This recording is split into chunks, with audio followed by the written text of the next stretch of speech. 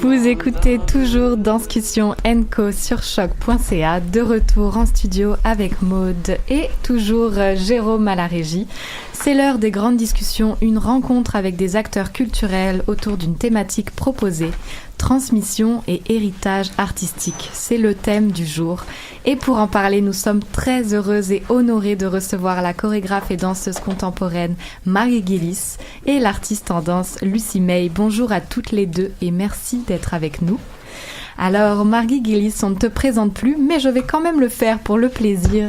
Grande figure sur la scène internationale de la danse contemporaine, danseuse, chorégraphe, enseignante, conférencière et mentor, tu crées des œuvres originales depuis maintenant 40 ans, célèbre pour tes solos. Tu as également créé des duos, des œuvres de groupe, tant pour la scène que pour le cinéma et la télévision. Plus d'une centaine de créations constituent maintenant le répertoire de la Fondation Margit Gillis. La transmission de ta méthode unique, Dancing from the Inside Out, est un volet important de ton parcours. Plusieurs chorégraphes, interprètes, professionnels et étudiants en danse ont bénéficié et bénéficient encore de ton enseignement. Lucie May, tu es artiste en danse, enseignante et écrivaine. Originaire du Nouveau-Brunswick, tu es établie à Montréal depuis 2003 où tu as étudié à l'école de danse contemporaine. Tu développes des projets artistiques tant pour l'in-situ, le papier, l'écran ou la scène et tu collabores avec des artistes d'horizons artistiques variés. Tu as été membre de la compagnie Marie Chouinard de 2009 à 2016 et tu es l'une des artistes affiliées au projet Héritage de Margit Gillis. Alors, instauré en 2014, ce projet, le projet Héritage, c'est une initiative visant à assurer la pérennité du répertoire de la Fondation Margit Gillis. On va en parler aujourd'hui ensemble pour les grandes discussions. Mais j'ai envie tout de suite de commencer par vous demander à toutes les deux qu'est-ce que signifie pour vous le mot héritage, legacy. De quoi parle-t-on quand on parle d'héritage artistique? Je pense qu'on est découvrir des choses pendant nos vies et accumuler des expériences, les sagesses, les choses comme ça. On a ça arrive qu'on veut partager ça avec les autres artistes. C'est certain qu'il y a un élément avec dans les spectacles où ce que tu fais devient dans le vocabulaire public, dans le vocabulaire artistique. Je sais que j'avais un moment où j'étais à New York, j'étais beaucoup jeune et il y avait un moment où j'étais dans un bar à côté de le théâtre Joyce. Il y a deux jeunes filles qui étaient là, qui a juste vu le spectacle avec Louise Le Cavalier de Edward Locke, La Human Steps. Il était en train d'essayer de recréer un mouvement qu'elle a fait. C'était un saut à côté. Mais finalement, c'était quelque chose que moi, j'avais fait un saut en arrière. Elle vient chez moi, ma maison, mon appartement, pour savoir comment on le fait. Elle n'était pas capable de faire en arrière. Elle a fait à côté. C'était devenu un moitié de la vocabulaire de... Edward était très connu par ce mouvement et comme chorégraphe. Et après, c'était, à New York. Ça devient dans le vocabulaire. Mais d'avoir la chance de décider de créer ou faire cette transmission à d'autres artistes que tu admires et dans lesquels vous avez la confiance dans leur travail. Et aussi pour moi, avec mon chose héritage, c'est pas comme je veux qu'il fait les solos, la chorégraphie comme moi je voulais. C'est pour moi d'offrir, et c'est entre nous. Il faut que eux y a leur marque sur la chorégraphie. C'est eux qu'il faut changer la chorégraphie, que ça peut être important pour cette époque, pour ce moment. Pendant mon carrière, j'avais des solos que j'ai fait pour 30 ans, 35 ans, quelque chose comme ça. Mais c'est important de réfléchir sur le moment. C'est quoi ce personnage ou cette dans la culture qui arrive à un moment et un autre. Et alors, comme ça, c'est pas vertical, on a essayé d'avoir un lien qui est plus horizontal, plus organique, plus naturel, qui a beaucoup de respect, et c'est un échange des artistes. Et aussi, ça, c'est mieux pour moi parce que je veux pas être sur un pédestal. J'ai encore des choses et je veux être inspirée par les autres. Et eux par moi, et c'est un bon dialogue, et on peut grandir comme les artistes. C'est pas jusqu'à c'est ma façon ou rien. Ça m'intéresse pas. Lucie, tu es l'une des interprètes qui participent à ce projet Héritage. Est-ce que c'est vertigineux d'aborder cette question d'héritage? Qu'est-ce à l'intérieur de toi, comment ça s'est passé? Et je reviens à la question héritage aussi de Clara. Mais moi, ça fait depuis 2014 que Margie m'avait invité de faire partie de ce projet-là. J'étais présente pour la première... je sais pas si c'était la première, mais un think tank, un brainstorming autour de ces possibilités-là qui existaient pour essayer d'imaginer comment faire pour recueillir, pour transmettre toute cette savoir puis expérience que Margie possède. Donc, c'était comme un slow, un développement assez lent pour moi d'entrer dans le projet. Ça a commencé par ces discussions-là, puis peu à peu, j'étais de plus en plus impliquée physiquement. Et je pense que c'est ça qui pour revenir au mot héritage, surtout quand on parle d'héritage en danse en particulier, c'est que néanmoins qu'on a plein de vidéos, puis dans la domaine en ce moment, on utilise beaucoup la technologie, puis on a toujours ces traces-là dans le numérique, puis on peut toujours comme apprendre de cette façon-là.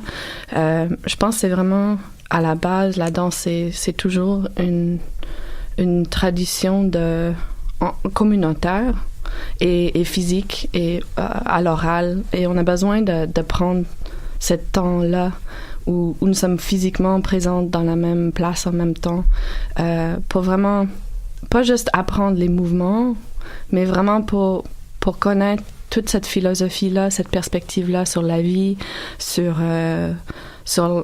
c'est quoi être sur scène, puis être devant ou avec d'autres personnes dans cette salle-là, puis comment créer ces relations-là. Puis donc pour moi, tout ce projet d'héritage-là, ça va beaucoup au-delà de la répertoire de Margie. Ça va beaucoup oui, dans ces questions-là de nos relations entre nous, comme entre moi puis Margie, mais aussi entre moi puis les autres interprètes qui sont à côté, puis avec qui je danse dans le spectacle Évolution, mais avec qui je sais que je suis en communauté de gens qui ont maintenant accès à cette répertoire-là, puis qu'on peut représenter ces œuvres à différentes places dans le monde, à différents moments.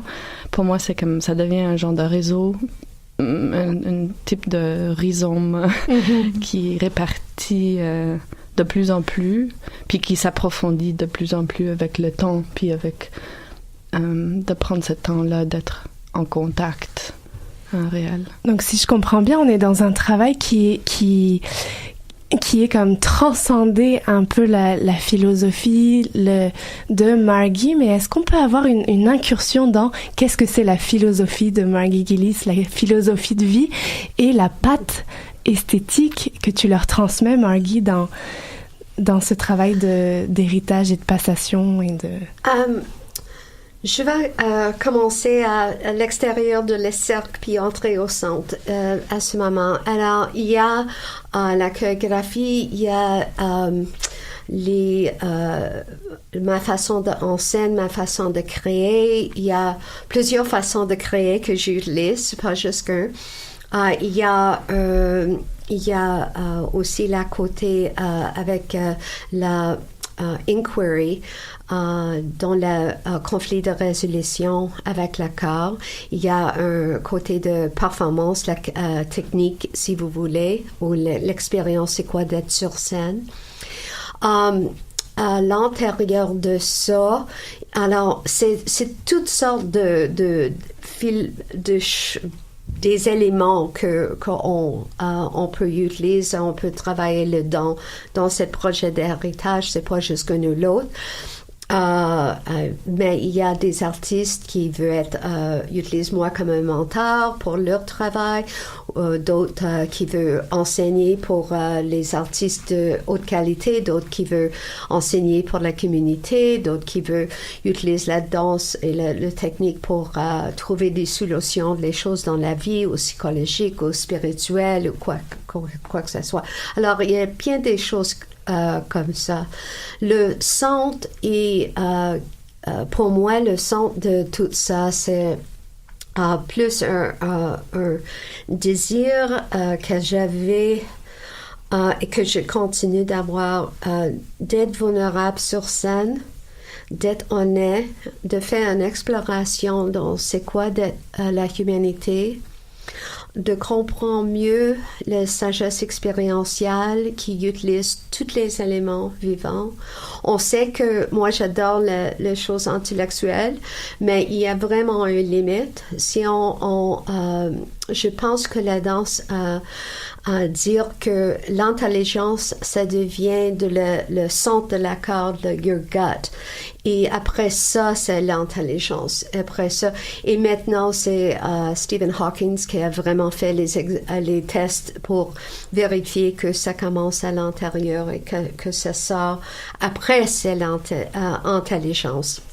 C'est après, la décision est faite à l'intérieur. On sait qu'on peut essayer de comprendre un sujet et ça peut être élusif, mais si on a le corps qui comprend, expérientiel, c'est complète. C'est complète, c'est très profonde, c'est plus profonde.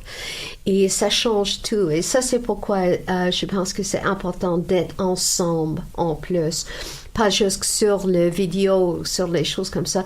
Il y a quelque chose qui est vraiment dans la transmission qu'il faut faire avec tout ensemble, la qualité de la voix, la qualité de l'accord, la qualité de le mouvement, architecture intellectuelle, tous ces éléments ensemble devient un global chose expérientielle. Et c'est certain que les éléments féministes, le côté féministe de la vie, c'est important pour moi parce qu'on n'a pas une balance, certainement pas dans nos cultures. Ça commence, c'est sûr, mais on est loin à aller. Et aussi avec la nature, et c'est maintenant, on est en danger, on a 12 ans pour changer la situation. Mm-hmm. Alors, le corps est vraiment impliqué. Il y a beaucoup de monde qui veut qu'on vive jusqu'en intelligence, mais pour moi, c'est pas possible, c'est pas intéressant. Il faut avoir le corps, il faut avoir la nature, il faut avoir une expérience totale. Et ça, c'est le corps de ma philosophie. La humanité, cette expérience, cette aventure dans la curiosité et dans les choses qui changent, transformation, authenticité, tout ça. Voilà. À travers l'apprentissage d'une œuvre dans ce projet, les artistes sont encouragés à intégrer leur vision et leur propre identité dans le processus afin de favoriser la pertinence dans leur propre cheminement. Alors Lucie, justement, dans ton cheminement, ce projet-là, comment il te nourrit et qu'est-ce que tu insuffles dans ce projet et que tu prends de ce projet dans ton cheminement? Oui, c'est vraiment une opportunité très particulière d'avoir quelqu'un qui t'offre vraiment quelque chose à habiter J'ai eu le flash dans une discussion dernièrement à une des maisons de la culture que la façon que Margie nous offre ces pièces-là, c'est comme si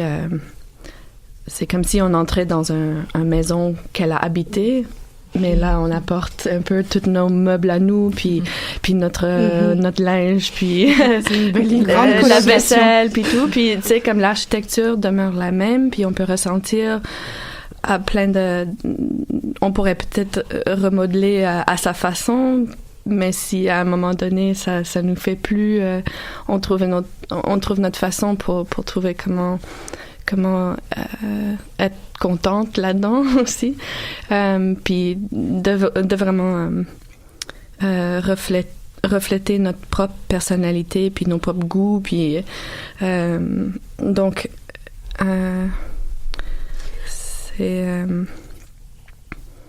c'est beaucoup, ça m'intéresse d'aider les artistes à être eux, pas d'être moi.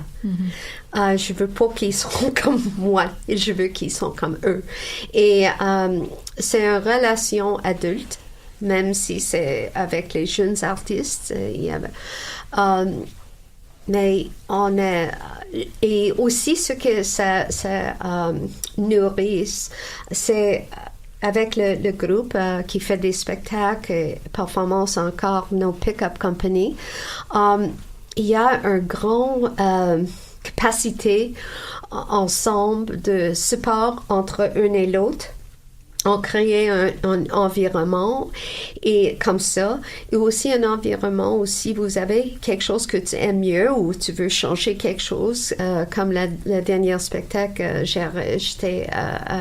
j'avais une autre chose qu'il faut faire. J'ai arrivé un peu tard à la théâtre, puis tout le monde dit « On veut changer les saluts. » Yeah, on va faire, on propose, puis c'était beaucoup mieux que ma idée. Et on a changé ça.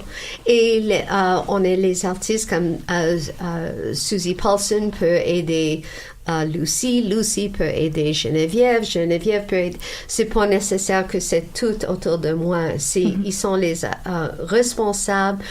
Et comme ça, il devient un groupe très facilement.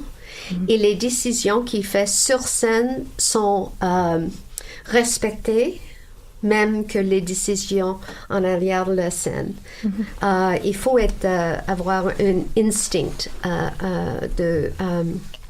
inspiration, instinct, désir, besoin, tout ça. Et il peut apporter ça. Et finalement, c'est pas de devient moi, c'est de devient eux. Moi, j'ai passé à travers quand même je suis en train d'apprendre aussi à accueillir cette façon-là parce que oui, j'étais habituée, même si à l'intérieur d'être interprète avec Marie Chouinard, où elle nous considérait vraiment comme des solistes, puis on travaillait de cette façon-là, avec beaucoup d'autonomie, beaucoup d'espace pour prendre des choix aussi, mais quand même, à cause qu'on recherchait toujours à satisfaire une esthétique particulière à elle, puis c'est pas qu'on recherche pas ça avec le projet d'héritage. Je pense qu'il y a aussi cet élément-là, mais il y a un type d'autonomie qui est demandé par l'espace autour, l'espace qui est donné autour de l'apprentissage, puis la confiance en fait que Margie nous donne. J'ai vraiment remarqué dès le début en apprendre les œuvres, parfois on les danse, on danse les danses même avant de connaître la gestuelle, puis souvent on les danse qu'une fois par jour. Donc les pièces qu'on danse à date sont assez courtes, d'habitude, pas toutes, mais celles que je danse sont 3-4 minutes. Donc de danser cette solo-là et d'avoir une fois pour le faire par jour, tu l'abordes d'une façon différente que si tu sais que il y aura des corrections, puis là, je vais les retravailler, puis on va refaire, puis je vais essayer de toujours satisfaire quelque chose qui est comme un peu une quête infinie. Mais là, il y a une quête infinie, mais ça vient même plus... Je dois creuser à l'intérieur de moi pour chercher, OK, ben c'est quoi mes réflexions sur ces choses-là? Si Margie me donne un petit peu de feedback, mais le plus de feedback, ça doit venir de moi. Je dois l'apporter aussi. Je dois I have to own it. Like, et puis c'est vraiment je pense que c'est autant ça, cette façon-là de faire, comme soliste, comme interprète, comme individu autonome, que Margie essaie de nous transmettre, que l'œuvre même. Mm-hmm. C'est intéressant, Margie, parce que on te recevait il y a quelques années et ta carrière est beaucoup faite de solos, d'expériences de soliste, où on admirait à la fois la liberté de tes propositions, de ton corps qui prenait cette liberté, cette force féminine aussi qui a traversé les années et les années, et on réussissait à la capter dans toutes tes prestations. Alors, pourquoi en 2018 ce besoin de t'entourer de ces interprètes, et comment on choisit aussi ces interprètes-là? C'est commencé... j'étais avec Alexandra Wells qui à ce temps-là était avec Juilliard et qui a créé Springboard Montréal, Springboard Dance, qui était une plateforme pour les artistes d'excellence, d'avoir une communauté et de grandir dans différents styles de mouvement. Et elle est un magnifique mentor. Elle adore le monde de la danse. Puis elle est une bonne amie de moi et on était en train de jaser. Elle dit, c'est que il y a beaucoup des artistes qui veulent danser avec toi et pourquoi tu n'as pas choisi de faire ça? Et je disais, j'ai pas l'argent pour ça et je peux respecter les gens. J'ai pas l'argent, j'ai pas la situation que je peux avoir une compagnie. Mon fundraising, c'est très faible, extrêmement faible, parce que j'étais sur scène, en création, où toute la compagnie était. Mais elle dit, il y a beaucoup de monde qui veut danser avec toi et si tu peux arranger une situation que tu peux transmettre les choses. On a parlé d'un danseur particulièrement que je veux travailler avec et elle a dit que cette danseur veut travailler avec moi.